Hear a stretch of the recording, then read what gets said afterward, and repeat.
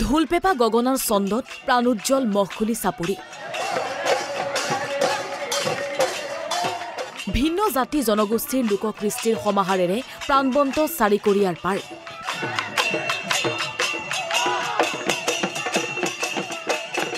ঢকুৱাখনিয়াৰ একক আৰু স্বাভিমানী লোককৃষ্টিৰ মহোৎসৱ ফাটবিহু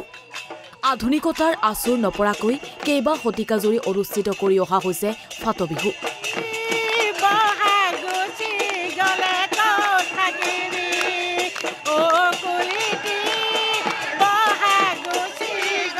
ঐতিহ্য আৰু পৰম্পৰা অক্ষুণ্ণ ৰাখি ফাটবিহুৰ দ্বিতীয় দিনাও আন্দোলিত হৈ আছে মহখুলি চাপৰিৰ বিহু বাকৰি জাতি ধৰ্ম ভাষা কৰ্ম সকলোৰে ভিন্নতা পাহৰি কেৱল বিহুৰ মাজত বিলীন হোৱা এই সমন্বয়ৰ ক্ষেত্ৰত দ্বিতীয় দিনাও বিহুৰ বাকৰিত হাৰি হাৰি গছ বিৰিখত কপৌ আৰু ভাটৌ ফুল ৰোপণেৰে কাৰ্যসূচীৰ শুভাৰম্ভ কৰা হয়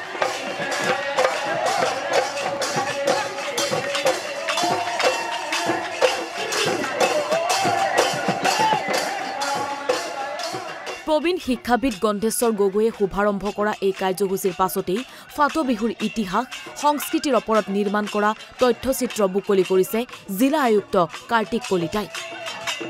ইয়াৰ পাছতেই থলুৱা শিপিনীসকলৰ মাজত গামোচা প্ৰতিযোগিতা অনুষ্ঠিত কৰা হয় ঢোলপেপা গগনাৰ ছন্দত প্ৰাণোজ্জ্বল হৈ পৰা মহখুলি চাপৰিত ইয়াৰ পাছতেই অনুষ্ঠিত হয় সকলো জাতি জনগোষ্ঠীৰ পূৰ্ণবয়স্ক হুঁচৰি প্ৰতিযোগিতা সৰ্বপ্ৰথমতে আমি অসমবাসী ৰাইজলৈ ফাটবিহু ওলগ জনাইছোঁ আজি পুৱাৰে পৰা আমাৰ কাৰ্যসূচী চলি আছে পতাকা উত্তোলন কৰে আমাৰ ফাটবিহু সমিতিৰ মাননীয় সভাপতি বসন্ত শইকীয়াদেৱে স্মৃতি তৰ্পণ কৰে মুকুল গগৈদেৱে ইয়াৰ পাছতে আমাৰ আজি টকা বিহু প্ৰতিযোগিতা এতিয়া চলি আছে ইয়াৰ পাছত মাজে মাজে চেমনীয়া প্ৰতিযোগিতা প্ৰথমতে আছে আমাৰ কপৌ ফুল ৰোপণ প্ৰতিযোগিতা তাৰ পাছত আছে আমাৰ গামোচা প্ৰতিযোগিতা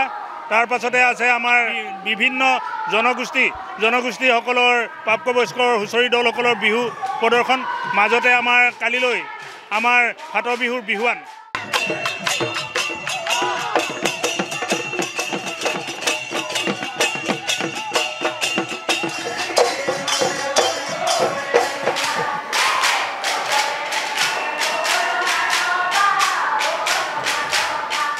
কাইলৈ মুকলি সভাত মুখ্য অতিথি হিচাপে শিক্ষামন্ত্ৰী ৰণোজ পেগু সাংস্কৃতিক মন্ত্ৰী বিমল বৰাকে প্ৰমুখ্য কৰি বহু কেইগৰাকী ব্যক্তি উপস্থিত থাকিব মুকলি সভাত নিৰ্দিষ্ট বক্তা হিচাপে ঢোলৰ ওজা সোমনাথ বৰাই অংশগ্ৰহণ কৰিব বৰ্ণাঢ্য সাংস্কৃতিক শোভাযাত্ৰা শুভ উদ্বোধন কৰিব অভিনেত্ৰী প্ৰীতি কংকনাই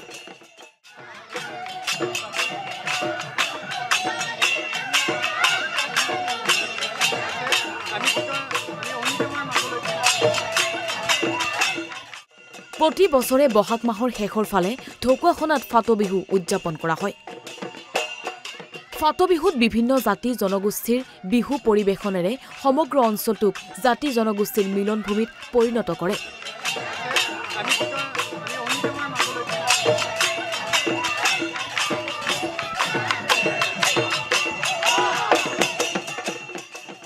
মহখুলি চাপৰিৰ পৰা প্ৰাঞ্জল দত্ত NB নিউজ